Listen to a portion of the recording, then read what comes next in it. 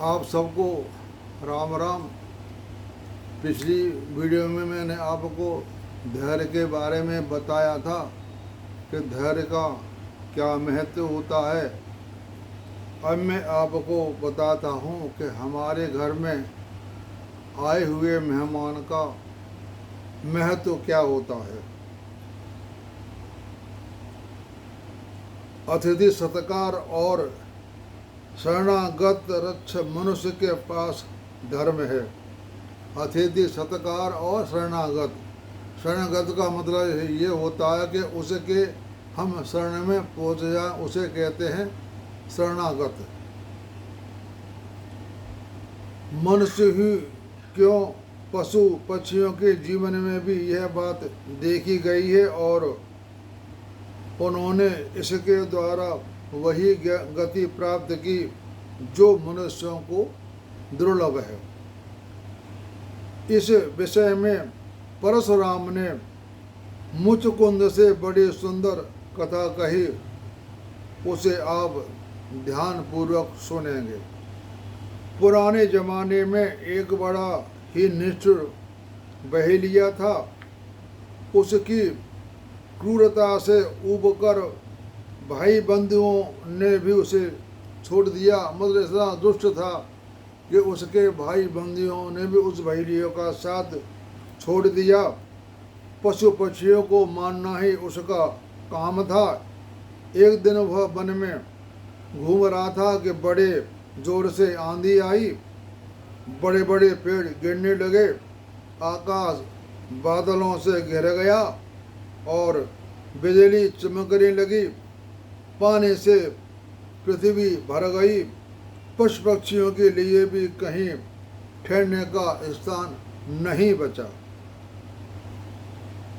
वह बहेलिया स्वयं भी जाड़े के मारे, ठंड के मारे सिकुड़ रहा था। उसने ठहरने का कोई स्थान नहीं मिला और उसमें कहीं जाने की शक्ति नहीं थी। ठंड के मारे, बरसात के मारे वह सिकुड़ गया। उसी समय जाड़े से व्याकुल एक कबूतरी उसे दिख पड़ी, क्योंकि पानी बरस गया था, ठंड का मौसम हो गया था। एक बेचारी कबूतरी थी तो वह ठंड के मारे, पानी के मारे सिकुड़ रही थी। वह एक जगह बैठी हुई थी। वह बहेलिया स्वयं तो दुखी था ही, परंतु उस अवस्था में उसने कबूतरी को पकड़ लिया। जारी बैठी चुपचाप, उसका तो काम था पक्षियों को पकड़ना और खाना। उसने उस कबूतरी को पकड़ के एक जाल में बंद कर दिया। तो कबूतरी को दुख देने में उसे संकोच नहीं हुआ। मतलब वो खुद परेशान थी, उसको पकड़ने में उसको बिल्कुल भी दुख नहीं हुआ। उसी समय बहेलिया ने एक पेड़ देखा, बहुत सुंदर पेड़ था, मानो ब्रह्मा ने परोपकार के करने के लिए उसकी सृष्टि की थी। आकाश निर्मल हो गया, तारे दिखाई देने लगे, दिन साफ हो गया। बहेलिया ने आकर उस पेड़ की शरण ली। वह पत्ते बिछाकर एक पत्थर पर सिर रख करके लेट गया। वह वृक्ष कबूतरी का निवास स्थान था, वही पेड़ कबूतरी का निवास स्थान था। उसी पर उसका घोंसला बना हुआ था। उसका पति कबूतर उसी पर रहता था। समय पर कबूतरी ने न आने से वह बड़ा रो रहा था। कबूतरी नहीं आई थी, कबूतर बेचारा बैठा रो रहा था। तो अपने पति का विलाप सुनकर कबूतरी को बड़ा दुख हुआ, साथ ही अपने सौभाग्य का गर्व भी। वो सोचने लगी कि मेरे पति मुझसे इतना प्रसन्न रहते हैं तो इससे बढ़कर मेरे लिए प्रसन्नता की बात क्या होगी। उसने पिंजरे के अंदर से ही अपने पति को पुकार कर कहा, स्वामी, इस समय तुम्हारे हित की बात यही है। इसे भूख प्यास और जाड़े से ठिठुर रहा है। बहेलिया रक्षा और सत्कार करो, यह तुम्हारे घर आया है। कबूतरी बोली कि देखो यह एक बहेलिया तुम्हारे घर पर आया है, बेचारा ठंड के मारे सिकुड़ रहा है, इसकी तुम सेवा करो। तो यह तुम्हारे और परंतु तुम्हारे जैसे आत्म तत्व के ज्ञाता की शरणागत प्राणी की रक्षा करनी चाहिए। यानी वो कह रहा है कि तुम्हारे घर आया है, हम पक्षी होने के कारण निर्मल अवश्य हैं, परंतु तुम्हारे जैसे आत्म तत्व के ज्ञाता को शरणागत प्राण की रक्षा करनी चाहिए। मेरे बदले में तुम्हें दूसरी स्त्री मिल सकती है, परंतु इस प्रकार अतिथि सत्कार का अवसर प्राप्त होगा या नहीं। अपनी स्त्री के वचन सुनकर कबूतरी को बड़ी खुशी हुई और वह आदर के साथ बहेलिया से कहने लगा, भाई साहब, आप ही घर में हमारे घर में हैं, कोई चिंता की बात नहीं है। आप मेरे मेहमान हैं, आपकी सेवा मेरा कर्तव्य है। वृक्ष अपने काटने वालों को भी छाया देता है। कोई भी आदमी पेड़ को काटता है, लेकिन पेड़ का काम छाया देना होता है। घर आने पर अपने शत्रु का भी सत्कार करना चाहिए। जैसे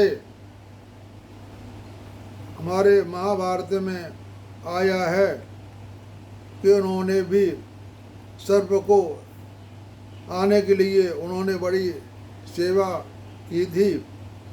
तो घर आने पर और इस प्रकार समय चाहते हैं तो मैं यथाशक्ति आपकी इच्छा पूरी करूंगा। बहरिया ने कहा, इस समय तो जाड़े से ठिठुर रहा हूँ, ठंड से बचने का कोई उपाय करो। कबूतर ने सूखे पत्ते इकट्ठे किए और लोहार के वहाँ से आग लाकर जला दिया। बहेलिया आग तापने लगा, उसका जाड़ा छूट गया, मैं उसकी ठंड दूर भाग गई। अब वह कबूतरी की ओर देख करके बोला, बहेलिया, कबूतरी पिंजरे के अंदर बंद थी, उसकी इच्छा थी कि मैं इसको मार के खा जाऊं। तो कबूतरी की ओर देख करके वह बहेलिया बोला, मुझे भूख लगी है, मेरे भूख का इंतजाम करो और कुछ खाने को चाहिए। तो कबूतर ने कहा कि मेरे पास खाने की कोई वस्तु है नहीं, मैं तो रोज ले आता हूँ और इस प्रकार अपना जीवन निर्वाह करता हूँ। मैं तो रोज ले आता हूँ, खा लेता हूँ और अपने सो जाता हूँ रात को। फिर कुछ सोचकर उसने कहा, अच्छा थोड़ी देर ठहरो, मैं तुम्हारे खाने का इंतजाम करता हूँ। उसने फिर आग जलाई और 3 बार उसकी प्रदक्षिणा की। आग जलाने के बाद उसने उस आग की 3 बार परिक्रमा की और परिक्रमा करके उस अग्नि में वो कूद गया और कूदते हुए वह कूद पड़ा और कहा कि महाशय, आप मेरी सेवा स्वीकार करें। कबूतरी की ये दशा देखकर बहेलिये का क्रूर हृदय में पसीज गया। मतलब जब कबूतर आग में कूद गया और कहा कि मैं आपके खाने के इंतजाम कर रहा हूँ, आप मुझे खा के अपना पेट भर लो। बहेलिये का मन बहुत पिघल गया, बताओ इसने मेरे लिए अपनी जान दे दी है। तो वह कबूतर की निंदा करता हुआ रोने लगा और उसे बड़ा पश्चाताप हुआ। उसने अपनी सारा सलाका पिंजरा आदि फेंक दिया और कबूतरी को छोड़ दिया और अनशन करके शरीर को सुखा देने का निश्चय करके वहाँ से चल पड़ा। मतलब उसने अपना सारा सामान फेंक दिया और वह जा कर के कहा, अब मैं भगवान की पूजा करूँगा और इसका पश्चाताप करूँगा।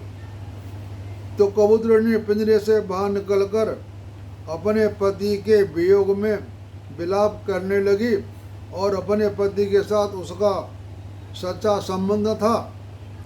उसने अपना जीवन सार्थक करने का निश्चय कर लिया और वह भी आग में कूद पड़ी। जो आग जल रही थी जिसमें कबूतर जल के मर गया था, उसी आग में कबूतरी भी गिर के अपने आप को समाप्त कर लिया। दोनों ही उसकी अपना जीवन सार्थक करने का निश्चय कर लिया। तब वह आग में कूद पड़ी और दोनों ही विमान बैठ करके स्वर्गलोक को गए। जब ऐसा हुआ तो ऊपर से स्वर्गलोक से विमान आया और उस विमान में बैठ करके दोनों स्वर्गलोक को चले गए। तो महात्माओं ने उनकी स्तुति की और देवताओं ने सम्मान किया और सुख से रहने लगे। व्याध ने भी उन्हें स्वर्ग जाते समय देखा। वन में दावा अग्नि लग गई और उसमें जलकर वह भी स्वर्ग चला गया। मतलब वन में आग लग गई और व्याध ने भी अपना शरीर छोड़ दिया और वह भी स्वर्गलोक को चला गया। अतिथि सत्कार और शरणागत के फलस्वरूप न केवल सत्कार और रक्षा करने वालों की उत्तम गति प्राप्त होती है, बल्कि उनके द्वारा निरंतर रक्षा होती है और उनमें उत्तम गति प्राप्त होती है। उनका भी भला होता है। अतिथि सत्कार और शरणागत का मनुष्य का सर्वोत्तम धर्म है। अतिथि सत्कार करना और किसी मजबूर आदमी को अपने शरण में देना, अपने शरण में रखना, इसका बहुत बड़ा उपकार होता है। शरणागति में किसी की रक्षा करने के लिए उसकी सहायता करना। धर्म का स्वरूप बड़ा सूक्ष्म है, धर्म का स्वरूप बड़ा छोटा है। वह शारीरिक क्रियाओं के प्रारंभ होकर अध्यात्म के सूक्ष्मगत भाग तक पहुँचता है। धर्म से अपना जीवन सुधरता है, जाति और समाज का कल्याण होता है, संसार के समस्त जीवों को शांति मिलती है, सब लोकों में पवित्रता का संचार होता है। धर्म शरीर को शुद्ध कर देता है, इंद्रियों में संयम ला देता है, मन का विक्षेप नष्ट कर देता है, बुद्धि विशुद्ध बना देता है, आत्मा को अपने निश्चल स्वरूप में स्थिर कर देता है। और तो क्या कहें, धर्म परमात्मा का स्वरूप है। धर्म से बढ़कर और कुछ नहीं है। ये सारा जगत धर्म से ही पैदा होता है और धर्म की स्थिति धर्म में ही समा जाता है। आप सबको मेरा राम।